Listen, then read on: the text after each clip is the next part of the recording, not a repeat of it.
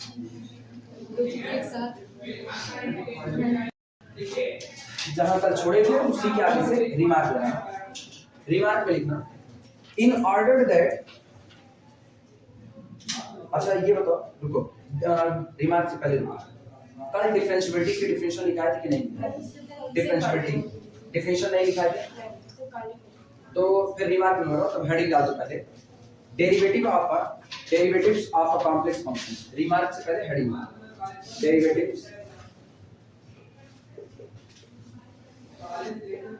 Derivatives of a complex function,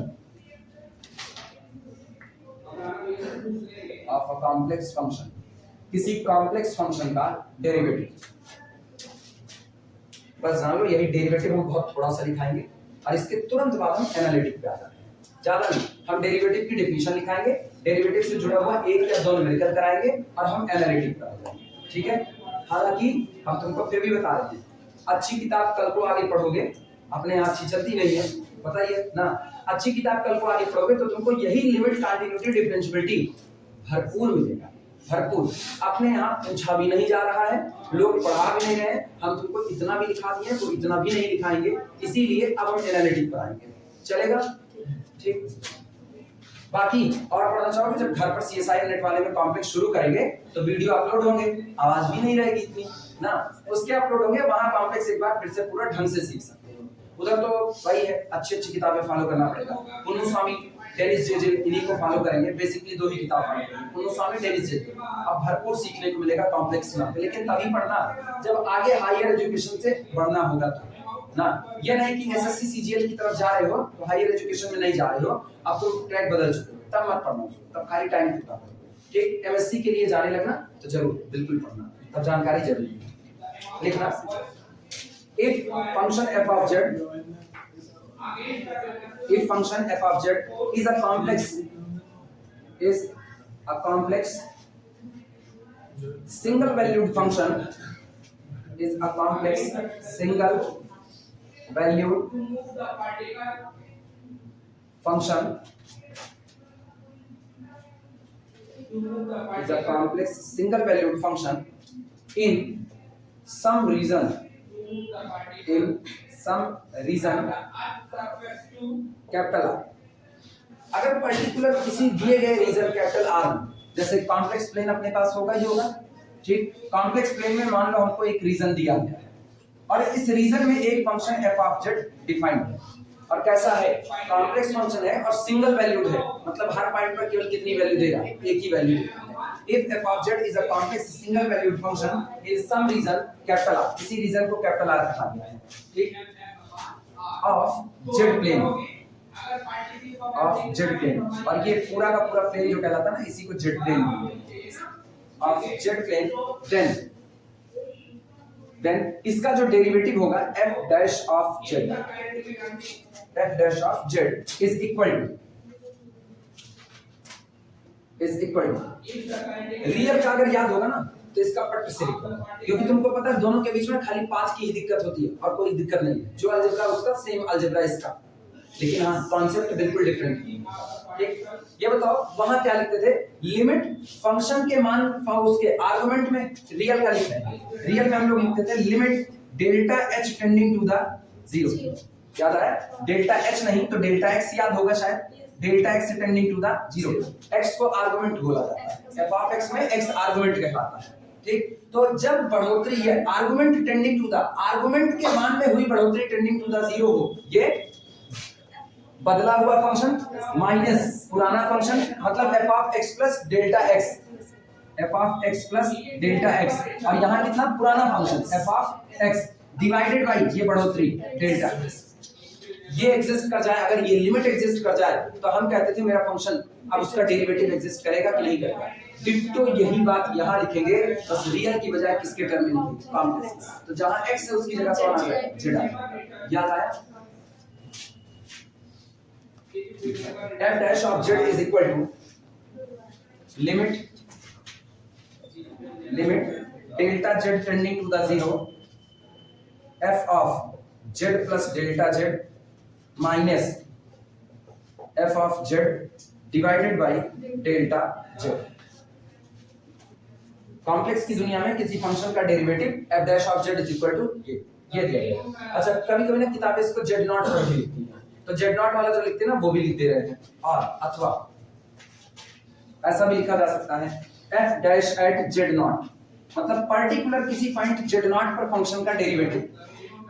पढ़ने का तरीका ये होगा, पर्टिकुलर किसी पॉइंट z नॉट पर मेरे दिए गए कॉम्प्लेक्स फंक्शन का डेरिवेटिव ये बराबर होता है limit as z tending to the z naught. दोनों में फर्क पता चल रहा है ना, यहाँ हम डेल्टा z की बात कर रहे हैं, इधर हम सीधे पॉइंट को ही कन्वर्ट करा रहे हैं किसकी तरफ, z नॉट की तरफ, ये अप्रोच कर रहे हैं। Limit z tending to the z naught f of z minus f of z naught divided by z minus z not.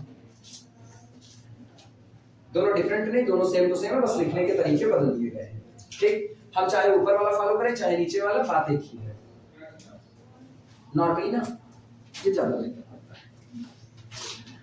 ये पुराना याद रखना, बदला हुआ फंक्शन माइनस पुराना फंक्शन अपॉन आर्गुमेंट में हुई बढ़ोतरी डेल्टा x, जितने की आप आर्गुमेंट में बदलाव कर रहे हो तो ये डेल्टा z हो जाएगा। इसी तरीके से किस पे f ऑफ z नहीं f ऑफ z ही रहना चाहिए इसको, f ऑफ z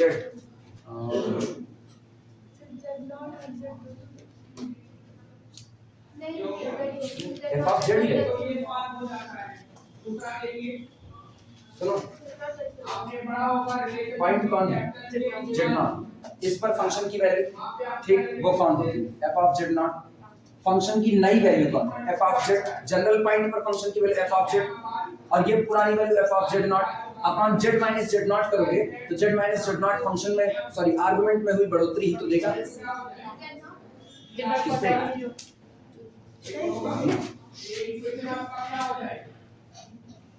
ये पॉइंट है z नॉट, इसी पर फंक्शन का डेरिवेटिव निकालना है। तो जब इस पर डेरिवेटिव निकालेंगे तो फंक्शन की बदली हुई वैल्यू इस पर थोड़ी मिलेगी, फंक्शन की बदली हुई वैल्यू किसी जनरल पॉइंट z पर मिलेगी, और वास्तविकता में वो z कौन होगा, वो z ना इसके अगल बगल का कहीं का पॉइंट होगा, तो वो पॉइंट जनरल पॉइंट z लिखा जाता है। इसी को ऊपर हम लिखते हैं z प्लस z, इसीलिए हम कह रहे हैं ऊपर वाला ज्यादा बेहतर है, नीचे वाला तुमको कंफ्यूज करेगा ना, नीचे वाला कंफ्यूज करेगा, ऊपर वाला बेहतर, ऊपर वाला याद। ठीक है, नीचे वाले के लिए ना फिर तुमको रीजन के अंदर में पॉइंट किस तरह से बदल रहे हैं उसकी समझ ज्यादा चाहिए। हम बता रहे हैं ना ये सारा छोड़ना लिमिट कंटीन्यूटी डिफरेंशिएशन में आया। लिमिट वाले में जब पढ़ा जाता है तो वहां पर पॉइंट किस तरीके से वेरी किए जाते हैं बड़े साफ तौर पर नजर आता है। फिलहाल ऊपर वाला लिखो, नीचे वाला ना लिखो, ठीक है। अब सुनो, फंक्शन को डिफरेंशिएबल कब कहोगे वो बात सुनो। आप इस लिमिट को निकालो और ये लिमिट एग्जिस्ट कर जाए, लिमिट ही तो है, आप इस लिमिट को निकालो और ये लिमिट एग्जिस्ट कर जाए तो आप कहोगे कि आपका function at the point z naught पे कैसा होगा, डिफरेंशिएबल होगा। क्लियर है। और अगर लिमिट ही एग्जिस्ट ना करे तो क्या फंक्शन आपका डिफरेंशिएबल होगा, नहीं। नीचे लिखना, इसी के नीचे लिखना, we say that f of z is differentiable, we say that f of z is differentiable, we say that f of z is differentiable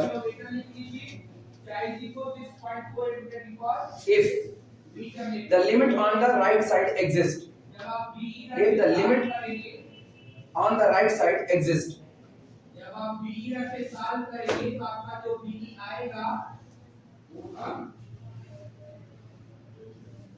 if the limit on the right side exists।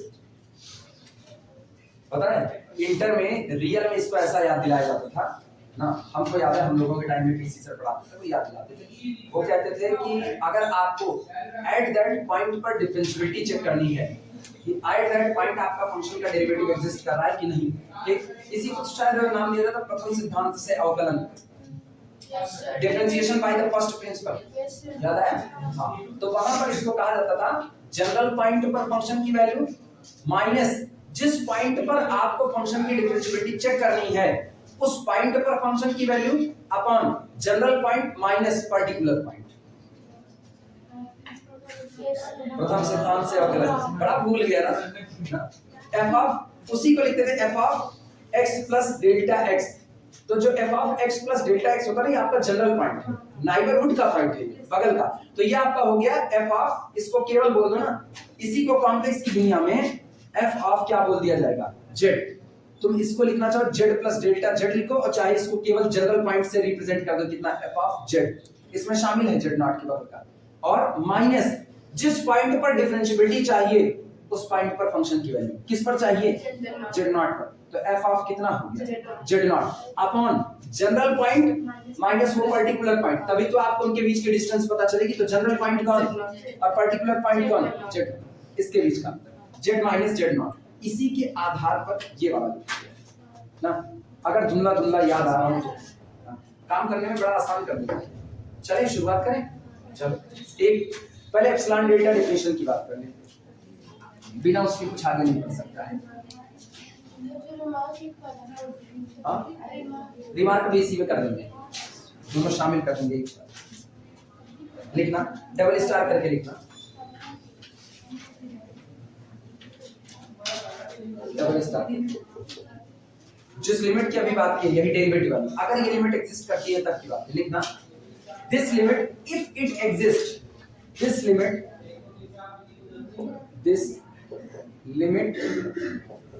if it exists, this limit if it exists is called the derivative of f of z, is called कही जाती है, is called the derivative, is called the derivative of our function f of z at the point z naught, ठीक।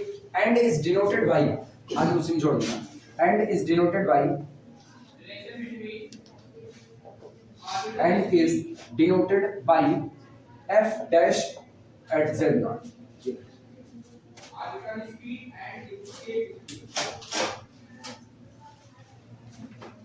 हम लोग इसको ना intermediate से बड़ा खतरनाक लगता था, ऐसे ही याद करते थे।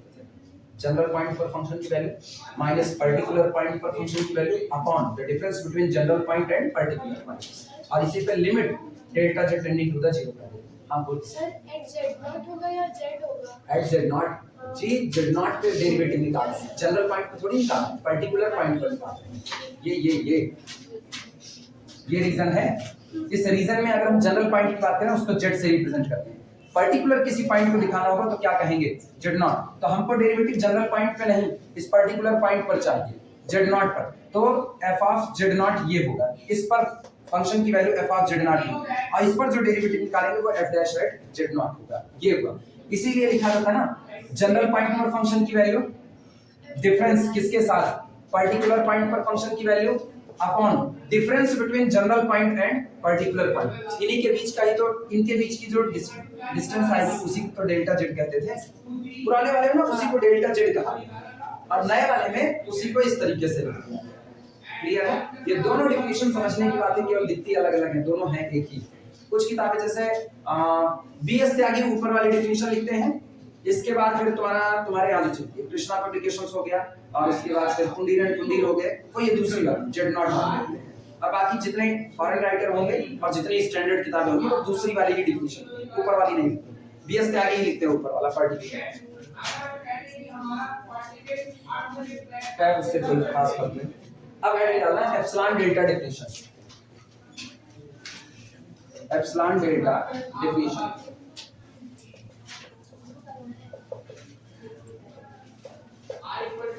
एप्सिलॉन डेल्टा डेफिनेशन जान ही रहे हो, एप्सिलॉन डेल्टा डेफिनेशन में एक आएगा लेस देन एप्सिलॉन, एक आएगा लेस देन डेल्टा।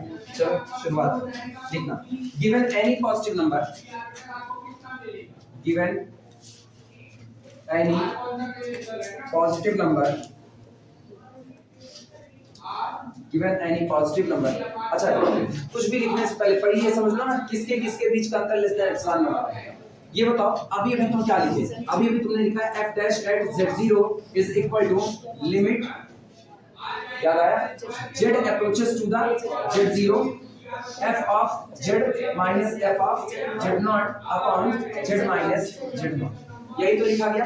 एक्चुअली ना एप्सिलॉन डेल्टा डेफिनेशन जो लिमिट में लिखी जाती है वही यहाँ पे लिखी जाएगी, क्योंकि डेरिवेटिव को एग्जिस्ट कराने का मतलब है इस लिमिट का क्या होना है, एग्जिस्ट करना। और ये लिमिट एग्जिस्ट तब होगी जब इस फैक्टर और इसके बीच का डिफरेंस लेस देन कितना बैठे, एप्सिलॉन। तो इसका मतलब अब हम लिखने चल रहे हैं mod of f of z minus f of z naught upon z minus z naught minus f dash of z 0 less than कितना हो जाए एप्सिलॉन। अगर इनके और इनके बीच का अंतर लेस देन एप्सिलॉन होता है तभी आप कह सकते हो कि आपका फंक्शन वो एट दैट पॉइंट पर डेरिवेटिव दे रहा है, डिफरेंशिएबल होगा। क्लियर हुई ये बातें? चलो लिखना।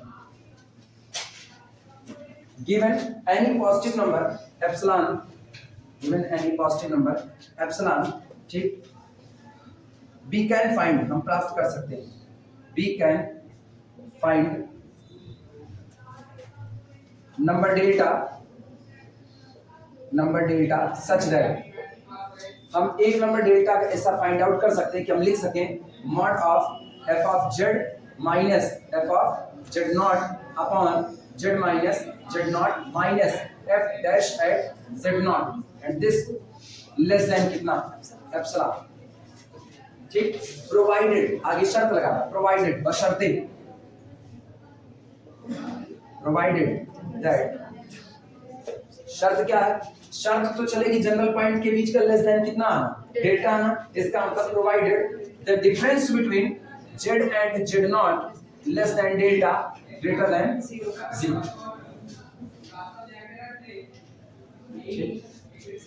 आगे अभी फिर सुनना, इतने से नहीं निपटेगा, आगे ये कहना पड़ेगा ना कि ये सारी बात जो कही जा रही है पाथ पर डिपेंड नहीं करती है। तो इतना लिख लो तो हम आगे वाली लाइन बोले।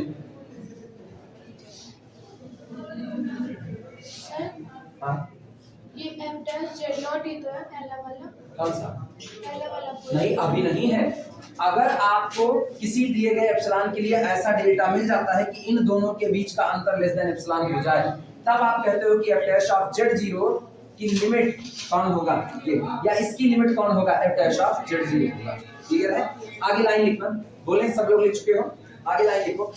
along whatever path, along whatever path, along whatever path z approaches z0, along whatever path z approaches z0 in the domain capital D, along whatever path z approaches z0 in the domain D, in the domain D, domain वही reason जिसमें आपका function defined हुआ है। हो गया? यही यहाँ पर भी डिफरेंशिएबिलिटी की डिफिनेशन है। अच्छा, बस दोनों रियल और इसके बीच में ना अंतर ही है यार। वहां भी आप कहते हो लिमिट एग्जिस्ट करनी चाहिए, यहाँ भी आप कह रहे हो लिमिट एग्जिस्ट करनी चाहिए, लेकिन फर्क, उधर लिमिट एग्जिस्ट करती है केवल कैसे, लेफ्ट हैंड और राइट हैंड, आप दो ही डायरेक्शन देखते हो। यहाँ आप डायरेक्शन की फिक्र नहीं कर, आपको यहाँ कहना पड़ेगा कि आप चाहे z0 से गुजरने वाले इनफाइनाइट कर्व जितने भी हैं सबके अलोंग z अप्रोच कर रहा है किधर, z0 की तरफ, किसी भी कर्व के अलोंग अप्रोच करे, आपकी लिमिट कैसी आनी चाहिए, यूनिक, वो बदलनी नहीं चाहिए। अगर किसी दो पाथ के अलोंग लिमिट सेम आ गई और तीसरे के अलोंग डिफरेंट आ गई तो ये लिमिट एग्जिस्ट करने वाली नहीं है, इसीलिए कॉम्प्लेक्स की कंडीशन ज्यादा टाइट है। क्लियर है ये बातें? और बाकी जो वहां है वही आना, हम मान रहे हैं थर्ड ईयर में थोड़ा सा ये होता है, जैसे बीएससी में हो ना, तो अपने यहाँ की कल्चर के हिसाब से शुरुआत में एप्सिलॉन डेल्टा डिस्ट्रीब्यूशन बहुत खास पढ़ाई नहीं जाती अपने यहाँ पे, तो उस हिसाब से ना अपने यहाँ थोड़ी सी समझ थोड़ी कम होती है। तब तुम केवल एक काम करना ना, बौढ़ा बन के काम नहीं किया जाता, थोड़ा सा बौढ़ा बन के थोड़ा होशियार बन के काम होता है, और वो यही है कि तुम इसको रियल से कनेक्ट करो।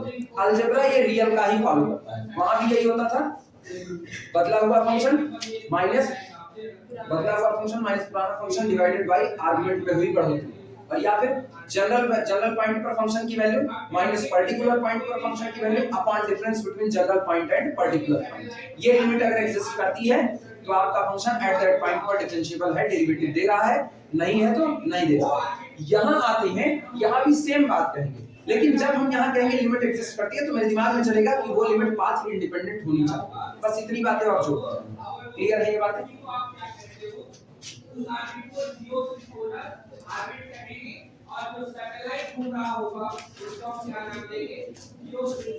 प्रॉब्लम नोट करना, एक करके दिखाते हैं,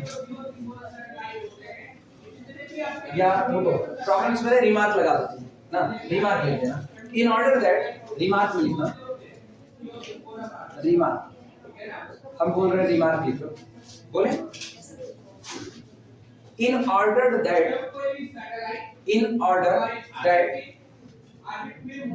a function f of z in order that a function f of z may be differentiable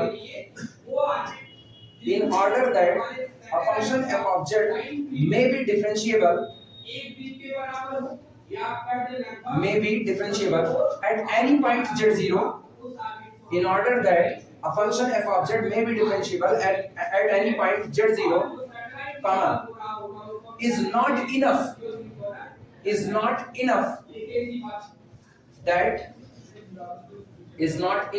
that limit z approaches z0 f of z minus f of z0 upon z minus z0 जिसका छोटा होगा मिलाना। हमने ये कहा है in order that a function f of z may be differentiable at any point z0 is not enough that limit of this exist।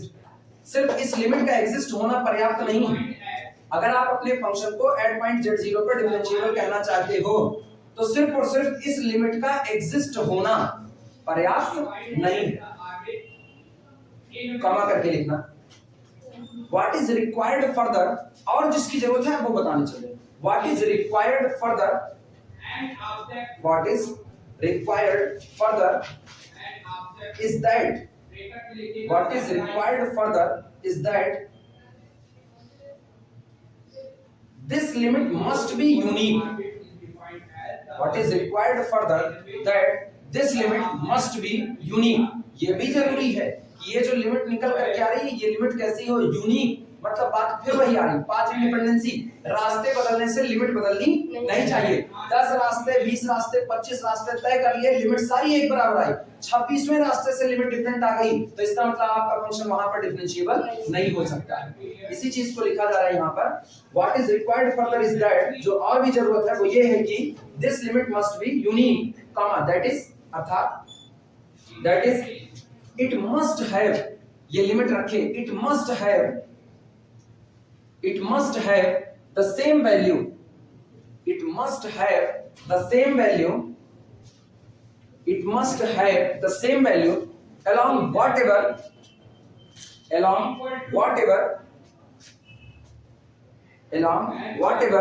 path z approaches z0, along whatever path z approaches z0। Path कुछ भी हो, किसी भी path के along z approach कर रहा है किसको, z0 को, लिमिट आपकी बदलनी नहीं चाहिए। लिमिट हमेशा कैसी बनी रहनी चाहिए, यूनिक। अगर ऐसा होता है तो आपका function at the point z0 पर कैसा होगा, डिफरेंशिएबल, अदरवाइज नहीं हो सकता है।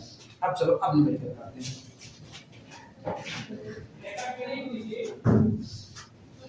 प्रॉब्लम लिखना, find the derivative of f of z। Problem, find the derivative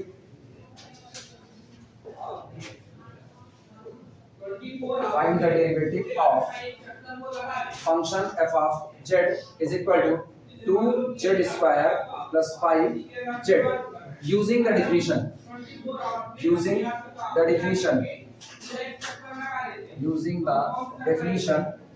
जो अभी अभी आपको ये डिफिनेशन दी गई है, कौन सी, यही जनरल पॉइंट पर फंक्शन की वैल्यू माइनस पर्टिकुलर पॉइंट पर फंक्शन की value upon difference between general point and particular point. इस डिफिनेशन का इस्तेमाल करते हुए आप इस फंक्शन का क्या कैलकुलेट कीजिए, डेरिवेटिव निकालिए किस पॉइंट पर, एट द पॉइंट वेयर, जहां पर at the point where z is equal to z0, उस पॉइंट पर निकालिए जहां point z is equal to z0।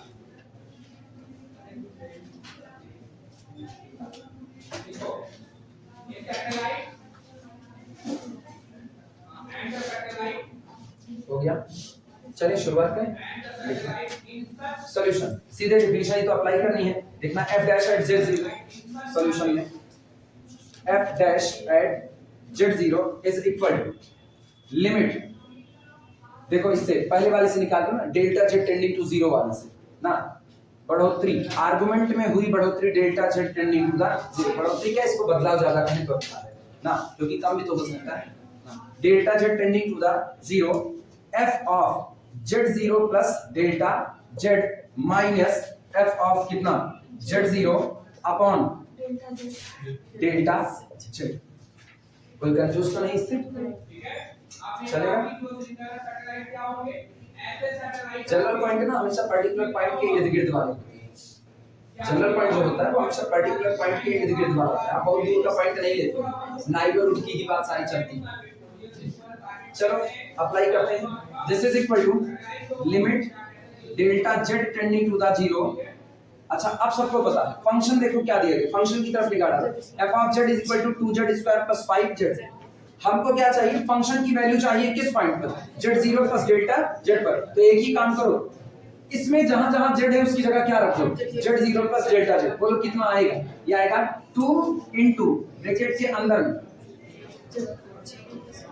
z0 plus delta z और पूरे का कितना होल स्क्वायर, पहला बना प्लस अभी खत्म नहीं हुआ 5 इनटू z की जगह पर कितना z0 प्लस कितना हो गया delta minus f of z0 कैसे मिलेगा, z की जगह क्या लगा दो z0, तो माइनस 2 z0 स्क्वायर और फिर कितना माइनस ये प्लस था ना बाहर का माइनस 5 z0 ठीक होल डिवाइडेड बाय किससे डेल्टा z।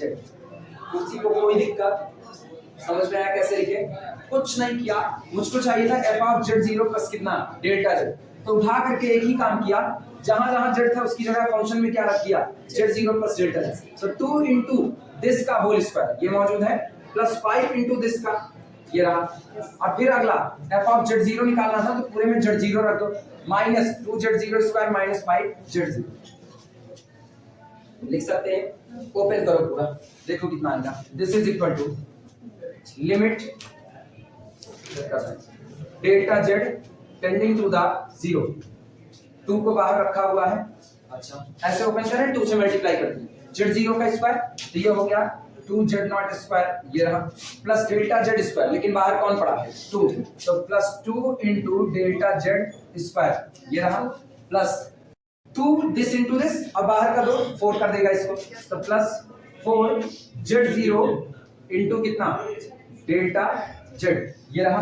अच्छा प्लस 5 z0 प्लस 5 आएगा नहीं वो उधर वाला नहीं, कितना ही आ रहा है नीचे लिख रहे हैं यहाँ पर, अभी पूरे में बटे लगा दिए plus 5 z0 plus 5 delta z। अच्छा माइनस 2 z0 स्क्वायर और माइनस 5 z0 और इस पूरे का बटे कितना है डेल्टा z। ये बताना क्या 2z0 square 2z0 square cancel out हो सकता है, और कुछ कटेगा कि और कुछ नहीं, 5z0 प्लस के साथ 5z0 माइनस और कुछ बस। अच्छा क्या अब जितने बचे उसमें सब में डेल्टा z कॉमन हो सकता है, तो पूरे में से डेल्टा z को कॉमन कर लो। हमको ये पढ़ना हम कितनी जल्दी एनालिटिक पर आ जाए, इसको हम बहुत सिखा रहे हैं, बस हल्का फुल्का हमको एप्सिलॉन डेल्टा ही मेन सिखाना था, बहुत सिखा दिया। अब एनालिटिक की ज्यादा जरूरत है, एनालिटिक एक बार शुरू हो जाए ना तो वो चले, पहला जैसे करवाएंगे ना काशी रीमान इक्वेशन, समझ लो एग्जाम का पहला 5 नंबर। यहाँ तो सबसे बड़ी टेंशन यही है कोर्स अपने यहाँ कल्चर ये चलता है f डैश ऑफ z0। चलो limit delta z approaches to the 0, पूरे में से डेल्टा z को बाहर निकालो और जरा अंदर में बताओ कितना बचा, डेल्टा z बाहर आया तो 2 इनटू डेल्टा z प्लस कितना 4z0 प्लस 5 बस ठीक है, और बाहर कौन पड़ा यहाँ नीचे डेल्टा z। ये बताना क्या डेल्टा z कैंसिल आउट हुआ, अब एक काम करो डेल्टा z बराबर 0 पुट कर दो, तो कितना 4z0 प्लस ये मिल गया, ये डेरिवेटिव होगा eight the point z0। Clear हुआ, टाइम अपने पास कितना बचा है 8-10। अब सुनो इसको हम ना एक ही बता रहे हैं, एक ही, क्योंकि मेरे पास एक रास्ता बचा हुआ ना, जैसे घर पे कॉम्प्लेक्स शुरू करेंगे तैसे कॉम्प्लेक्स हो जाएगा ठीक, तो इसीलिए अच्छा ये एग्जाम में तुमको सही ईमानदारी से बताना, एग्जाम में बहुत मतलब रेयर केसेस में कभी पूछ लिया तो इसको पूछ लिया, मेरा मन है पढ़ाने का, ऐसा नहीं मेरा मन नहीं है, लेकिन ये यहाँ की हालात को देखते हुए ना हमको उस पर आना पड़ रहा है जो एग्जाम में पक्का पूछा जाएगा, एनालिटिक फंक्शन से। आप जब मिलेंगे ना तो एनालिटिक फंक्शन से शुरुआत करेंगे। कल कौन सा दिन है, कल फर्स्ट डे, कल रियल का दिन होगा ना, कल रियल शुरुआत करेंगे। सोमवार को जब मुलाकात करेंगे या कल तो इसी का है तो लगा दिया कल तो इसी का है, चला दे क्या कॉम्प्लेक्स, चला दे। ये अपने पे आ जाए ना, सोम मंगल बुध रियल चल ही रहा था, ये तो हम लोग रियल का टर्म इसमें खाए पड़े थे ना, तो ठीक है कल कॉम्प्लेक्स ही चल जाए, ठीक है।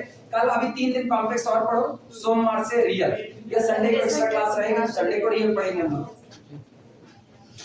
इसी पर रुकते हैं।